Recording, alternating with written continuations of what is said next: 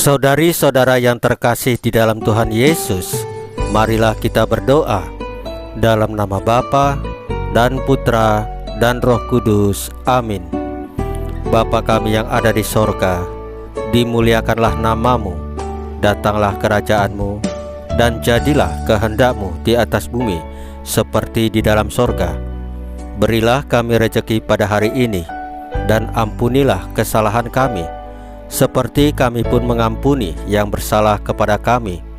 Dan janganlah masukkan kami ke dalam pencobaan, tetapi bebaskanlah kami dari yang jahat.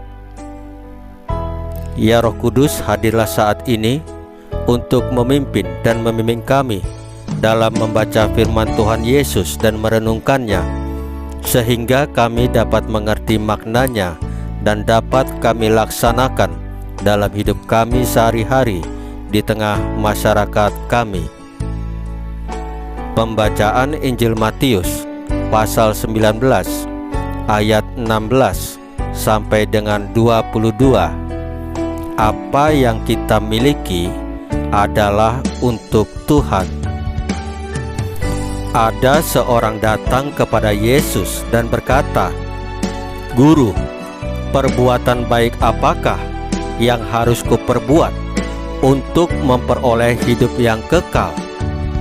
Jawab Yesus, "Apakah sebabnya engkau bertanya kepadaku tentang apa yang baik? Hanya satu yang baik. Tetapi jikalau engkau ingin masuk ke dalam hidup, turutilah segala perintah Allah." Kata orang itu kepadanya, "Perintah yang mana?" Kata Yesus, "Jangan membunuh, jangan berzina, jangan mencuri, jangan mengucapkan saksi dusta, hormatilah ayahmu dan ibumu, dan kasihilah sesamamu manusia seperti dirimu sendiri." Kata orang muda itu kepadanya, "Semuanya itu telah kuturuti, apalagi yang masih kurang?" Kata Yesus kepadanya, "Jikalau engkau hendak sempurna, pergilah, jualah segala milikmu, dan berikanlah itu kepada orang-orang miskin, maka engkau akan beroleh harta di sorga. Kemudian datanglah kemari dan ikutlah aku." Ketika orang muda itu mendengar perkataan itu, pergilah ia dengan sedih, sebab banyak hartanya. Demikianlah sabda Tuhan. Terpujilah Kristus. Saudari-saudara yang terkasih di dalam Tuhan Yesus, di dalam Injil hari ini, Yesus mengajak kita untuk melepaskan diri dari berbagai kelekatan yang dapat mengganggu dan menghalangi hubungan kita dengan sesama dan Tuhan Yesus. Kadangkala kita lebih lekat dengan harta yang kita miliki. Kita sibuk dengan hobi sendiri. Kita sibuk dengan handphone kita. Kita sibuk kejar karir dan jabatan dan hal-hal lainnya. Harta, handphone, dan jabatan adalah hasil jerih payah kita, dan itu memang milik kita. Tetapi jangan sampai hal-hal itu justru menjadi penghalang kita untuk memperoleh keselamatan dari Allah.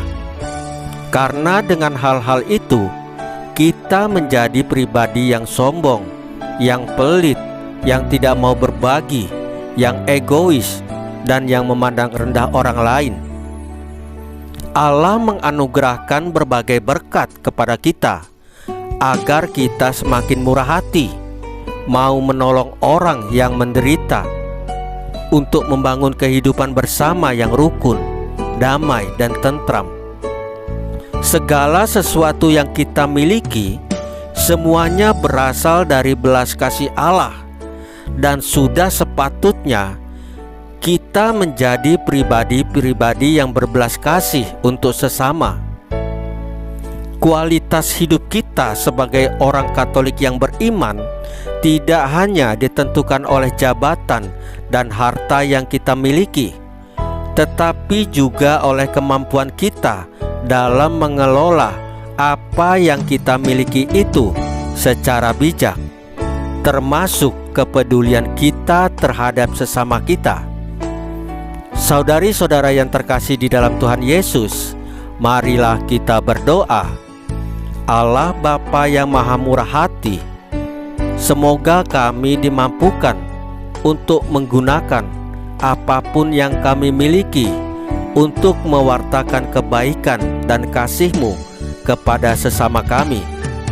Salam Maria, penuh rahmat, Tuhan sertamu. Terpujilah engkau di antara wanita, dan terpujilah buah tubuhmu Yesus. Santa Maria Bunda Allah, doakanlah kami yang berdosa ini, sekarang dan waktu kami mati.